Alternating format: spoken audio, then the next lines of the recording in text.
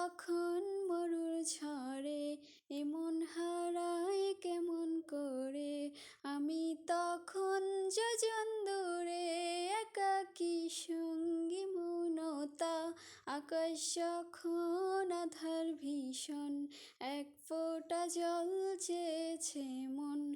অবহেলায় অপমানে পেয়েছে রিক্ত শূন্যতা। সমান্তরাল পথের বাঁকে তোমার পথের দিশা থাকে, সে দিশা খোঁজে তোমাকে দীপান্বিতা।